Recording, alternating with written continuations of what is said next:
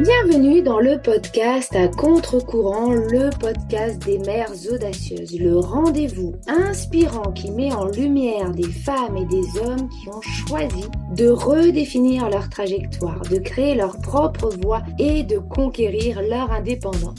Je suis votre hôte, Nathalie Grimaud-Morvillet, et je suis honorée de vous accompagner dans ce voyage extraordinaire. Après plus de 15 ans en tant que salariée dans le domaine du marketing digital et après 4 discriminations à la maternité, j'ai décidé de prendre mon indépendance pour mieux profiter de mes enfants sans renoncer à ma carrière professionnelle. Avec la tribu digitale, j'aide désormais les parents à en faire de même. Dans ce podcast, à chaque épisode, nous vous présenterons des histoires captivantes de mères audacieuses, de pères engagés, mais surtout de parents déterminés qui ont trouvé le courage de se réinventer pour mieux concilier leur vie personnelle et professionnelle. Qu'il s'agisse de maman, de papa ou de famille, notre podcast est un espace où chacun peut trouver une source d'inspiration, de conseils et de perspectives pour embrasser un avenir empreint de flexibilité, d'épanouissement et de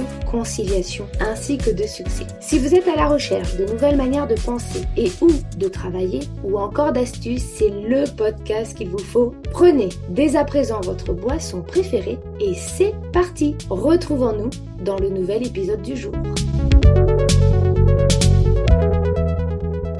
Bonjour et bienvenue à toutes et à tous dans notre podcast à contre-courant, le podcast des mères audacieuses. Aujourd'hui, je reçois une femme incroyablement résiliente et engagée. Maman de 2 enfants, dont un fils polyhandicapé, elle a dû très rapidement réinventer sa trajectoire professionnelle. Ancienne cadre dans la finance, elle a refusé de renoncer à sa vie professionnelle. Elle a donc totalement repensé son parcours malgré les contraintes quotidiennes. De la création d'une association pour les parents d'enfants en situation de handicap, à l'édition d'une BD pour sensibiliser, en passant par un tour de France des aidants et la création puis la vente d'un tiers-lieu, elle a toujours avancé avec courage et conviction. Aujourd'hui, elle accompagne même les femmes aidantes à entreprendre pour qu'elles aussi puissent trouver un chemin d'autonomie. Dans cet épisode, elle nous parle de la force qu'il faut pour tout porter, de la fatigue invisible des aidants, mais aussi de l'épanouissement possible quand on se donne le droit de créer son propre projet à son propre rythme. Bonjour Sandra, je suis ravie de t'accueillir dans ce nouvel épisode. Bonjour Nathalie et merci. Le plaisir est hyper partagé. Pour commencer, bon, même si j'ai fait une petite, très petite présentation, est-ce que justement tu peux te présenter à celles et ceux qui nous écoutent? Bien sûr, donc je suis Sandra Bouira, je présidente l'association Kémil et ses amis depuis maintenant 16 ans et j'ai créé récemment Prochainair, le premier réseau d'aidants entrepreneurs ou en devenir et son média dédié. On va y revenir justement. Donc, depuis quand es-tu maman? Et même si je l'ai annoncé, combien d'enfants as-tu? Alors, je suis maman de 2 enfants. Mon premier enfant, Kémil, qui a 18 ans aujourd'hui, est en situation de polyhandicap. Il est atteint d'une maladie génétique rare. Et j'ai aussi une fille, Lana, qui a 14 ans. Donc, des grands adolescents et jeunes adultes. Exactement. Peux-tu nous raconter comment nous nous sommes rencontrés? Claire Olivier, que j'ai rencontrée au programme Mère, a été l'entremetteuse. Elle nous a présenté, puisqu'en commun, nous avons le sujet de l'entrepreneuriat et de la parentalité. Hmm. Les passerelles entre nos expériences est une évidence. Exactement, effectivement, Claire est une bonne entremetteuse. On lui fait un petit coucou. Coucou Claire. Si tu étais une femme à impact connu, qui serais-tu? Mais surtout, pourquoi? Bonne question. Je ne sais pas pourquoi j'ai toujours du mal, peut-être au vu de mon expérience qui est singulière, à m'identifier à d'autres. Mais je dirais Nicole Ferroni, car elle représente pour moi l'humour, l'engagement, l'intelligence, la pertinence, mais aussi parce qu'elle a réussi à mettre à contribution sa notoriété à la cause des aidants. Donc pour tout vous dire, c'est l'amie de Nora, une amie commune, une maman aux valeurs incroyables, qui a été multi-aidante et qui a perdu son fils et son conjoint en l'espace de quelques années. C'est un duo très inspirant, hein, puisque grâce à Nora, Nicole Ferroni a fait 2 rubriques à l'époque sur France Inter sur le sujet des aidants. Et ça prouve prouve aussi, c'est ce que j'aime, que même en tant qu'individu, on peut défendre des valeurs collectives, on peut convertir d'une expérience personnelle une expérience collective. Mm. Et évidemment, Nicole Ferroni a une notoriété qu'on n'a pas et c'est une vraie valeur ajoutée. Oui, c'est clair, effectivement. Pour entrer dans le vif du sujet, peux-tu nous raconter quelle était ta vie, justement, avant l'arrivée de ton fils et comment la naissance de ton enfant a changé ton quotidien? Alors, je le précise hein, pour bien comprendre le parcours avant, comme tu le dis si bien, Nathalie. Donc, je suis fille d'immigrés, hein, j'ai une origine sociale modeste. J'appelle ça un peu par autodérision les CSP-. Je suis diplômée du DCG, parcours vers l'expertise comptabilité. Et donc, à 30 ans, chose logique, je suis devenue cadre dans un cabinet d'audit américain. J'ai donc pris ce fameux ascenseur social. Mhm. Cette stabilité, je l'avoue, je l'ai recherchée. Cette stabilité financière qui m'a tant manqué étant jeune, y compris pour suivre mes études, mais qui me semblait à l'époque être la clé pour entrer dans le monde de la parentalité. Puis voilà, une semaine avant la fin de mon premier congé de maternité, j'ai atterri aux urgences. Mon fils de 2 mois faisait des crises d'épilepsie et j'ai connu comme ça l'errance du diagnostic pendant des années. Du coup, j'ai continué à travailler, j'ai continué à occuper mon poste de cadre tout en cumulant ce qu'on appelle un congé de présence parentale pour enfants malades. Donc, je me suis organisée, je travaillais 3 jours et les 2 autres jours étaient consacrés aux rendez-vous médicaux et aux hospitalisations. Donc, en parallèle, ma maman s'occupait de mon fils car je n'ai trouvé aucun mode de garde. J'ai connu le sans solution pendant 12 ans. Et ça, c'est important parce qu'évidemment, l'emploi et la parité, c'est souvent corrélé au Ouais, mode de garde. c'est clair. J'ai donc, comme tout parent, réorganisé certes ma vie, mais j'ai dû aussi organiser pendant des années celle de mon fils. J'ai constamment cherché, créé mes propres solutions pour avoir une vie normalisée et un minimum équilibré. Waouh, donc effectivement, et t'es pas la première à venir parler de l'aidance hein, dans ce podcast. On a beaucoup, beaucoup de mamans aidantes au niveau des enfants, au niveau des parents, parfois les conjoints ou les conjointes. Et effectivement, il en ressort systématiquement de l'errance médicale, quelque part de l'abandon de la société, hein, parce que c'est débrouillez-vous. Et effectivement, c'est assez difficile pour chacune d'entre nous lorsqu'on est propulsé dans ce monde-là, parce qu'en plus, on ne l'apprend pas et on le découvre au fur et à mesure. Alors, quand tu t'es rendu compte justement qu'il était difficile dans le salariat de concilier vie professionnelle et ton rôle de maman aidante, tu as négocié ton départ et tu as donc notamment fondé l'association Kémil et ses amis. Quel était ton déclic et ton objectif en créant cette association? Donc, Émile et ses amis est né en fait avant ma rupture conventionnelle. Donc, j'ai créé l'association alors que j'étais encore salariée. Bah, je découvrais le monde du handicap, de l'enfant, la vie surmédicalisée tout en travaillant. Je me souviens d'une discussion avec mon mari lors d'une énième hospitalisation qui parlait de la créer, alors qu'à l'époque, on touchait à peine le pays parallèle dans lequel on allait habiter. Mais le sentiment d'injustice était déjà là. Hmm. Donc, au départ, l'association s'était donné un cadre à des rencontres sous forme de café par an, même de courts séjours. On a aussi beaucoup utilisé le sport parce qu'on s'est très vite rendu compte que le café par an, c'était le café maman et qu'il manquait des papas. Donc, on a acquis du matériel adapté pour participer à des courses et l'objectif est d'attirer donc ces papas qui sont pourtant bien présents et la fratrie dans nos événements. Mhm. La première remontée de terrain à l'époque, c'était le manque d'aires de jeu adaptées aux enfants en situation de handicap. Je me dis, mais quoi de plus normal pour un parent de faire une sortie au parc? Ben, nous, on ne pouvait pas. Donc, autant te dire qu'on avait besoin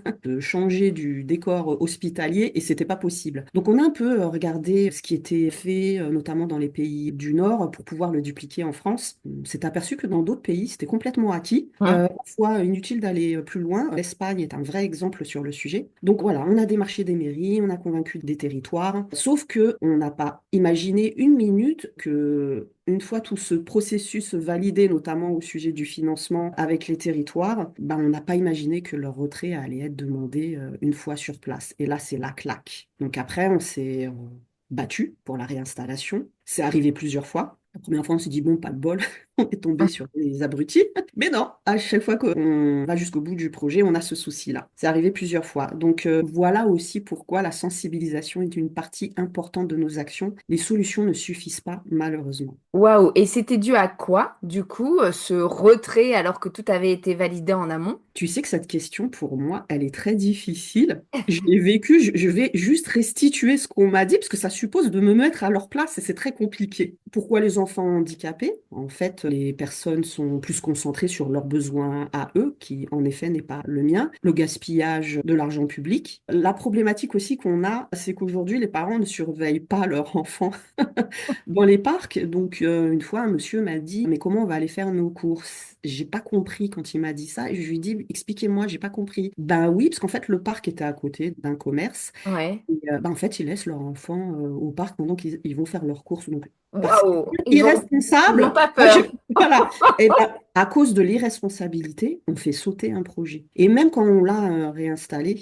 et qu'on est arrivé le jour de l'inauguration, les mécontents étaient là. Et là, j'ai appris, moi qui aime fédérer, à me dire à un moment, et une question d'équité, mon sujet ne pas de vous demander si vous êtes d'accord ou pas. Ça doit exister, point barre. Bah, c'est clair, c'est clair. C'est hallucinant, alors qu'effectivement, comme tu le dis, dans d'autres pays, et les pays nordiques sont très en avance par rapport à la France sur plein de sujets. On a vraiment énormément de choses à apprendre et à mettre en place grâce justement à ce que font d'autres pays qui sont bien plus avancés que nous d'un point de vue sociétal, entraide, solidarité, etc.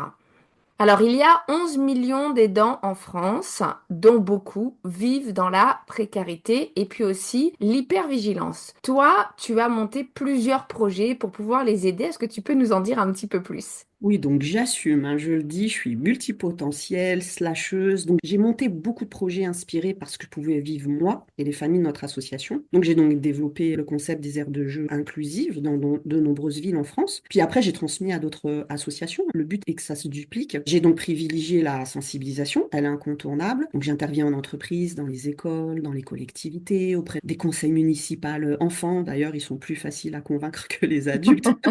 L'idée, c'est de mettre un visage humain à ce sujet sociétal qui est les dents. On a beaucoup de représentations. Je viens aussi un petit peu casser les préjugés. Donc, j'ai édité une bande dessinée basée sur des histoires vraies, racontées avec humour. L'idée est d'illustrer ce que l'on ne peut pas imaginer quand on n'est pas concerné par le handicap d'un enfant. Mm. Et je veux pas moraliser. Donc, l'humour est une valeur clé dans nos projets. Et puis en 2020, voilà, le temps passe, les enfants grandissent, nous on vieillit. J'ai opéré un regard à 180 degrés. J'ai réalisé avec Awa, une adhérente de l'association et qui est devenue aussi une grande amie, je l'aime beaucoup Awa, un Mm. documentaire, Plan Bis. Donc nous avons voyagé dans les quatre coins de la France pour donner la parole à 13 parents aidants et pour mettre en évidence la pluralité des profils. Car je suis consciente, moi qui habite en région parisienne, que nous ne vivons pas tous de la même manière le fait d'être aidant. Il y a beaucoup de disparités régionales et quand bien même moi-même j'habite en région Île-de-France, j'habite en Seine-Saint-Denis, la réalité en Seine-Saint-Denis est tout autre que dans les Hauts-de-Seine, par Oui, tout exemple. à fait. Mm. Pourquoi ce documentaire? Évidemment, la conciliation vie privée, vie professionnelle est abordée. 30 à 50% des aidants cessent ou réduisent leur activité professionnelle pour s'occuper de leurs proches malades, les plongeant dans l'isolement social, l'appauvrissement économique. Ce sont souvent des femmes. Et oui.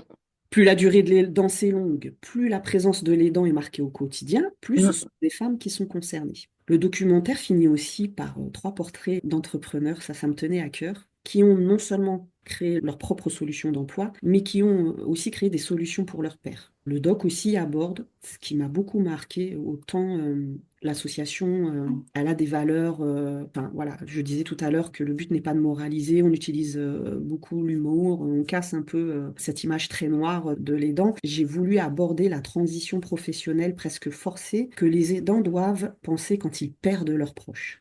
Et oui, parce qu'on pense souvent, bon bah voilà, par exemple, on a un enfant handicapé ou on a de l'aidance auprès des parents, donc c'est effectivement un changement, mais qu'est-ce qui se passe le jour où cette personne n'est plus là? Parce que malheureusement, parfois, elle peut en fait être amenée à ne plus être là avant nous-mêmes. Exactement, on a tout construit autour de cette personne aidée. Mm.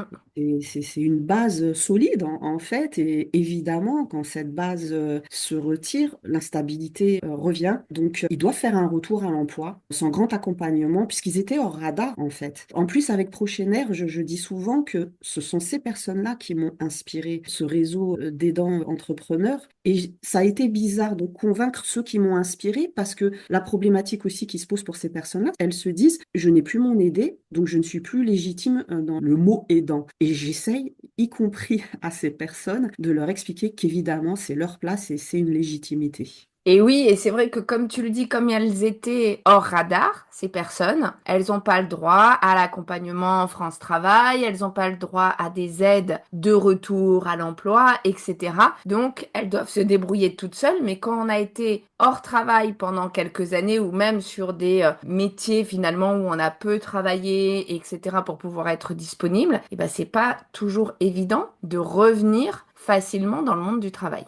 Exactement. En tout cas, bravo à la fois pour la BD et puis pour ce film, ce documentaire sur la vie des aidants, parce que c'est vrai qu'on est souvent touché uniquement par ce qu'on vit. Et donc, lorsqu'on n'a pas d'aidants, on ne comprend pas la problématique que peuvent subir certains parents, certains même frères et sœurs, qui vivent aussi l'aidance au quotidien de leurs frères, de leurs parents, etc.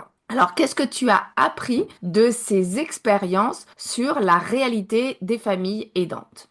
Ah, en 16 ans, j'ai beaucoup appris, j'ai beaucoup rencontré. C'est tellement vrai ce que je vais te dire. J'ai jamais pu mettre les aidants dans des cases. Et aucune famille ne se ressemble. J'ai vu des personnes ressources, fortes, jusqu'au boutiste. Pour défendre nos droits, il faut avoir cette qualité d'aller jusqu'au bout, qui pensaient en plus et pour eux et pour les autres. En fait, sans le savoir, ces personnes, elles entreprennent, puisqu'elles créent de la valeur en mettant en place des solutions, notamment au sein d'associations ou dans des projets pédagogiques quand il s'agit de parents d'enfants. J'ai aussi vu des personnes qui s'oubliaient aussi au point de ne plus savoir parler de soi. Ça m'a marqué lors des interviews que je menais avant le tournage du documentaire. Je devais souvent rappeler que le but, c'était de parler d'eux et pas de leurs proches. En Mhm. leur disant, bon, ça, on l'a fait, maintenant, c'est ton tour. Et c'était une vraie difficulté pour eux. Tout ça pour dire combien ce rôle est incarné au quotidien. J'ai connu aussi des personnes avec beaucoup d'humour. J'ai en tête des week-ends organisés par l'association, on a bien rigolé. Des ateliers théâtre aussi, on a bien rigolé. Des conversations finalement où il y avait aussi beaucoup d'autodérision et donc de prise de recul.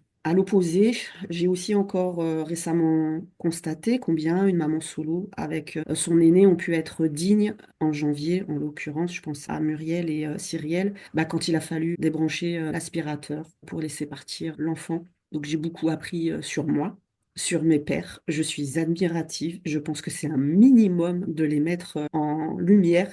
Mhm. Je pense qu'on peut beaucoup apprendre des aidants. Donc voilà, j'ai beaucoup appris sur la société en général, même si je le reconnais, cette société m'a beaucoup déçue. Et tu n'es pas la seule, effectivement. Malheureusement, dans beaucoup de domaines, la société n'est pas du tout au niveau, en tout cas la société française, n'est pas du tout au niveau de ce qu'on peut attendre. Et d'ailleurs, n'aide pas souvent ceux qui en ont besoin, alors que c'est son rôle, au quotidien. Bon, lors de la préparation de cet épisode, tu t'es définie, et j'ai bien aimé le terme, alors je le reprends ici, comme l'experte du trou dans la raquette. Est-ce que tu peux nous dire ce que ça signifie pour toi? L'exemple, c'est les aires de jeu. J'en ai fait une spécialisation, donc une experte. J'aime créer ce qui n'existe pas, par justice sociale. C'est ce que tu viens de dire. Moi, je suis citoyenne comme tout le monde, je paye des impôts comme tout le monde. Je vois pas pourquoi, en face, on ne va pas veiller à ce que mes droits ou un accompagnement soient proposés. Donc, c'est souvent ma solution à moi, à mon indignation. C'est ce qui m'a certainement évité la dépression. On m'interviewe souvent, on me demande, voilà, santé mentale. Je dis, écoutez, j'ai pas fait de dépression, mais je pense que les projets, ils sont pour beaucoup. Ouais. Les aires de jeu, l'économie circulaire, que fait-on du matériel qu'on achète plusieurs milliers d'euros une fois que nos enfants ont grandi? Personne s'en occupe. Des cours solidaires, parce qu'il faut chaque fois chercher des sources de financement. Et là, c'était un moment fun et sportif pour en même temps collecter des fonds. Le réseau d'aidants entrepreneurs et le média de terrain. J'ai toujours été frappée par l'idée qu'avant moi, de nombreuses familles ont été confrontées aux mêmes difficultés sans que des solutions soient trouvées ou pire, sans que le sujet soit réfléchi. Et le trou dans la raquette, en plus, suppose qu'avant d'avoir des résultats, de l'impact, il y a toute une sensibilisation, encore une fois, à mener parce que le trou dans la raquette, il est jamais là par hasard. Mhm. Souvent du lobbying, du conflit d'intérêts ou un manque d'approche transversale parce que l'approche institutionnelle, elle n'est pas agile. Donc malheureusement, il faut convaincre du résultat avant même de proposer la solution. C'est très paradoxal, hein. Nul ne fait, mais toi, tu dois justifier pourquoi tu fais. C'est ça. Et puis c'est vrai qu'effectivement, on se dit, bon ben voilà, il n'y a pas trop de problématiques, les gens viennent pas râler, ils font pas de grève ou autre. Donc du C'est coup, ça. c'est bon, on n'a pas besoin de se pencher sur le sujet, alors que en fait, bah si, il faut pas attendre que la société se mette en grève pour se dire, ah tiens, en fait là, il y aurait quand même besoin d'aide, etc. Aujourd'hui, avec ton recul, ton expérience, quel conseil tu donnerais à une maman aidante qui pense que l'entrepreneuriat, c'est complètement hors de sa portée, notamment parce qu'en plus, en France, on n'éduque pas les enfants à être entrepreneurs, on les éduque à être de bons petits soldats salariés pour des entreprises. Très bonne réflexion. Ça se vérifie aussi chez les aidants. J'ai besoin un petit peu de repréciser le contexte parce qu'évidemment, il ne s'agit pas de créer une injonction supplémentaire pour l'aidant. Je ne veux pas tomber dans la polarisation du débat salariat-entrepreneuriat. Je le dis parce que on me Mm. répond souvent, ouais, Sandra, moi, j'ai pas envie d'être entrepreneur. Je lui dis, OK, il n'y a pas de souci, mais par contre, ceux qui veulent, on fait quoi pour eux? Mais Ouais. je veux juste incarner le fait que ce soit possible, que ce soit une solution pour rompre l'isolement social et de retrouver une autonomie financière parce qu'il s'agit de ça. On parle beaucoup des salariés aidants. Les aidants entrepreneurs se définissent eux-mêmes comme des grands oubliés. Donc voilà, je le dis souvent, voilà, c'est un argument qu'on m'oppose. Entreprendre, c'est difficile, alors aider en même temps, ben moi je le fais, d'autres le font. Donc j'ai beaucoup entrepris, j'ai pas du tout envie de reprendre du salariat. J'ai mon mari qui en plus m'a rejoint dans l'aventure. Donc, on est deux à être entrepreneurs quand il a été licencié en 2017. On a d'ailleurs créé un tiers-lieu ensemble. Très souvent, l'âme entrepreneuriale, elle est déjà là. Mm. Donc, dans les faits, je ne fais que rassurer et apporter la solution sur mesure pour que cette transition possible ne fasse pas seule. On disait tout à l'heure que c'était un public qui était très peu accompagné. Moi, je Mm. viens juste compléter, encore une fois, ce qui n'existe pas. La solution, elle est à ajuster, hein, c'est la force de notre réseau Prochaine Air. Prendre en compte la réalité d'accompagner une personne malade ou en situation de handicap, et puis prendre en compte la personne, tout simplement, qui elle est. Enfin, on fait du sur-mesure. Donc, l'activité qu'on construit ensemble doit être au service de la personne et non l'inverse. Et du coup, bah, je m'intéresse à plein de principes et de sujets qu'on aborde beaucoup dans l'entrepreneuriat, comme la semaine de 4 jours, le slowprenariat, la sieste. Est-ce qu'il s'agit de prévoir notre temps de travail, mais notre temps de repos aussi? Exactement. Voilà, l'enjeu derrière, c'est ça aussi. Donc voilà, ce sont des approches complètement duplicables aux aidants parce qu'elles consistent à travailler, à défendre l'emploi de manière de plus qualitative et moins dans la quantité. Et c'est très important quand on a des responsabilités diverses à concilier. L'autre conseil est d'avoir une activité qui fait sens, peu Mm. importe le temps que ça prendra, le plus important est d'y arriver. L'autre conseil aussi, c'est la perfection. Nous, les femmes, Oh on, là là, c'est un sujet que on- j'aborde souvent, perfection, imperfection. Voilà. Donc, bah, dans notre documentaire, Sonia qui disait, j'ai appris à être imparfaite. J'ai beaucoup aimé cette phrase. Ouais, l'imperfection, en fait, c'est presque une perte de temps. Récemment, j'ai lu, il faut être parfois. Parfaite, mais de temps en temps. Pas toujours, parfois. Ouais, moi je suis pas du tout, pour le coup, je suis pas du tout d'accord. Je suis C'est effectivement, vrai? ouais, je pense qu'il faut être imparfait parce que de toute manière la perfection n'existe pas. Et tu vois ce que je dis souvent aux membres de ma communauté, je leur dis de toute façon votre perfection, par exemple, c'est pas la mienne, c'est pas celle de votre voisin, de votre conjoint, de vos enfants. Donc de toute façon, vous serez jamais parfaite aux yeux des autres. Donc même si vous faites un document, tu vois, une prestation, un truc, un machin, vous allez vous dire, ah, j'ai fait le truc parfait. Et puis par exemple, le client va dire, ah non, mais moi je suis pas d'accord parce que, et ça joue énormément sur l'estime de soi. Donc moi je les invite, pour celles qui sont dans ce syndrome de la perfection, de s'arrêter à 80% de ce qu'elles estiment être la perfection et de pas aller chercher les 100% qui effectivement, comme tu le dis, va leur faire perdre énormément de temps. Et en plus, bah, si le client en face ou si la personne en face ne trouve pas que c'est parfait, va leur mettre un petit coup derrière la tête, tu vois. Mais tu as raison, la perfection n'existe pas. Et là aussi où je voulais en venir sur le sujet de la perfection, pardon, c'est ce qui nous rend unique. Mm. Et aussi droit dans nos baskets, on apprend à assumer ou on assume. Moi, j'adore les gens imparfaits, j'adore les gens qui vont à contre-courant. Je sais pas si c'est le handicap qui m'a sensibilisée sur ça. D'ailleurs, j'ai plus de mal quand c'est trop lisse, quand le discours est trop lisse, quand la communication est trop lisse. À un moment, pour se bousculer, faut dire les choses sans réflexion, ça fait du bien. Mm. Ouais, c'est vrai, c'est vrai. Bah, je suis un peu comme toi, effectivement. Moi, j'aime les gens imparfaits et j'assume mon imperfection sans aucun problème. Bon, pour terminer cette interview passionnante, est-ce que tu as une réussite ou un moment à nous partager, bien sûr, en relation avec le sujet du jour? Alors j'en ai plein évidemment, mais j'ai accompagné Céline qui réalise des supports pédagogiques pour enfants avec de besoins spécifiques. Elle a Mhm. elle-même un garçon, Mathieu, qui est autiste. Et souvent parce que l'aidant joue un rôle de l'ombre pendant des années, voire des décennies, il n'est pas préparé à s'exposer à la lumière en devenant entrepreneur et donc à avoir par exemple une stratégie dans la communication, notamment digitale. Mm. Donc LinkedIn, par exemple, dans nos ateliers, est souvent un point de douleur. Donc évidemment, je les encourage à y être présentes et à double titre pour promouvoir leur activité, mais aussi pour incarner l'existence des aidants entrepreneurs qu'on oublie souvent. Et donc, entendre dire de Céline lors d'un récent atelier qu'aujourd'hui son réseau préféré c'est LinkedIn, je me dis, je valide que PA est réaliste et réellement impactant. Aussi mardi soir, lors de notre café édulcoré, qui est un moment où on vient avec l'émotion du moment. Et Karine disait, c'est le seul endroit où je peux être moi. Ça m'a beaucoup Waouh. touchée. Ah oui, c'est clair. C'était ça. Mm. Et oui, une communauté de pairs, c'est une place adaptée quand on vit par ailleurs la suradaptation à une société qui est très normalisée. Voilà, quand Mm. on n'est pas concerné, on le sait pas. Mais nous, de l'autre côté, contrairement à ce qu'on croit, c'est nous qui nous adaptons beaucoup.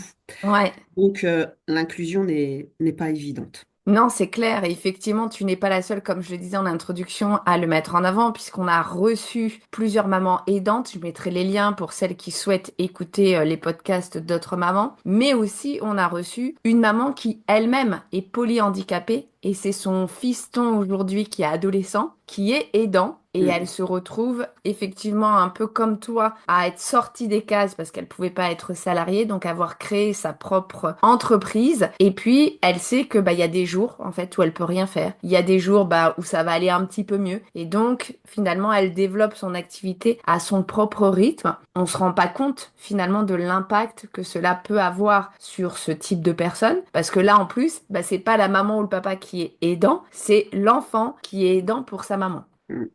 Donc en tout cas, merci infiniment pour ton partage authentique et dans la bonne humeur, il faut le souligner aussi. C'est jamais facile de se projeter dans une situation que l'on vit pas et pourtant, aujourd'hui, de nombreuses familles sont aidantes auprès de leurs enfants, de leur famille, de leurs conjoints, de leurs proches et peu de choses encore sont mises en place pour les accompagner. Tout d'abord, merci à toi de pouvoir accompagner ces personnes à devenir indépendantes si elles le souhaitent, car l'entrepreneuriat, c'est pas toujours un choix de confort ou d'ambition. C'est parfois aussi un acte de survie, un acte d'adaptation et aussi un acte d'amour pour soi et pour les siens. Être aidant, c'est vivre une réalité invisible, souvent épuisante, mais cela n'empêche pas d'avoir des projets, des idées, de l'élan et aujourd'hui, tu nous l'as bien montré, Sandra. Il est possible de s'inventer son propre cadre professionnel pour que ce dernier s'adapte à une vie hors norme, en dehors de la normalité, si on peut expliquer ou si on peut dire qu'une certaine normalité existe. Dans tous les cas, si cet épisode vous a parlé, n'hésitez pas à le liker, le commenter ou le partager à une maman qui en aurait besoin. Qui sait, vous pourriez être à l'origine d'un changement radical. Car n'oubliez jamais que concilier vie pro, aidance et famille, ce n'est pas toujours facile dans ce monde traditionnel.